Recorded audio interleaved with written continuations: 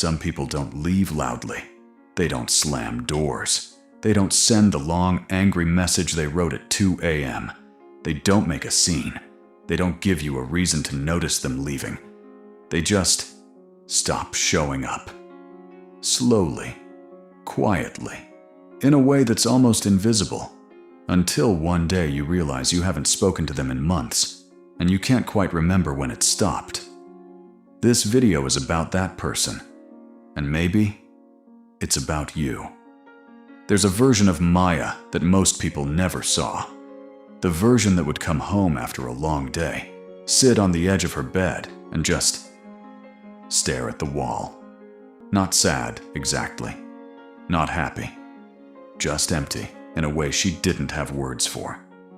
She used to be the one who replied first, who remembered birthdays, who checked in on people during hard times, who stayed up late listening to problems that were never really returned with the same care.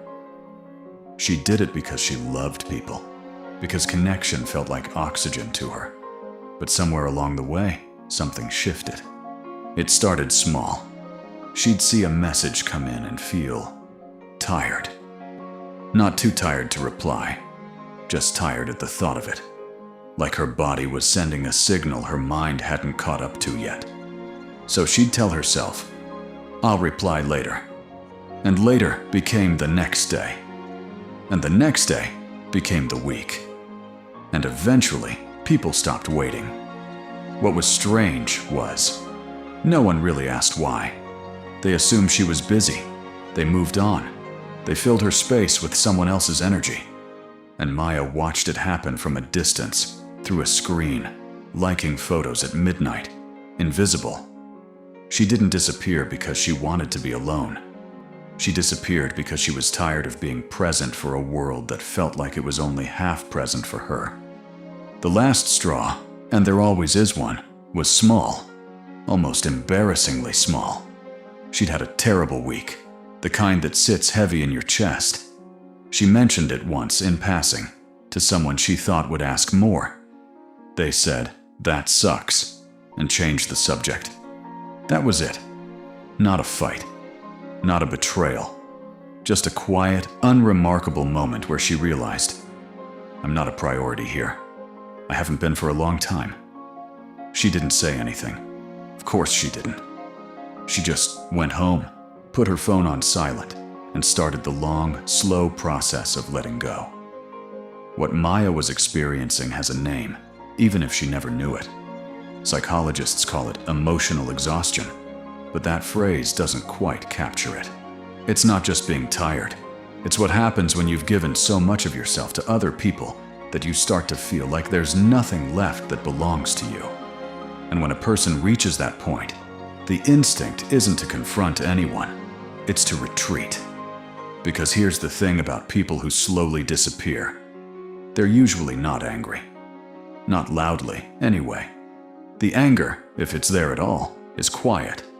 It's the kind that's been swallowed so many times, it's become part of the silence. They've learned, somewhere along the way, that expressing their needs makes things harder, not easier. That asking for more is likely to push people away. So instead of speaking, they withdraw. Instead of saying, "I'm hurting," they just become harder to reach. This is what psychologists sometimes call silent resentment. Not explosive, not dramatic. Just a slow, internal pulling back that protects the self from further disappointment. And underneath it, often, is something even deeper. A loss of identity. When you spend years being the reliable one, the available one, the one who holds everyone else together, you start to lose track of who you are outside of that role. And one day, you wake up and realize you don't actually know what you want, what makes you feel alive, what kind of people you actually need around you. So you disappear, not just from everyone else's life, but from your own. This is more common than anyone admits. Right now, somewhere, there is someone who used to be warm and open, who is slowly becoming someone their old friends wouldn't recognize. Not because they've changed for the worse, but because they've been changed by the weight of being unseen. There is someone who used to reply within minutes, who now leaves messages on read for days, not out of rudeness, out of self-preservation. There is someone sitting in a room full of people, performing connection, while quietly grieving a version of themselves they're not sure they can get back. And the world rarely notices, because people who disappear quietly are experts at looking fine. They've had years of practice. Maybe you recognize the signs, the way you stop mentioning things that bother you, the way you agree to plans you know you'll cancel, the way you laugh at the right moments, leave at the right time, exist in people's lives like a background detail they don't quite look at directly.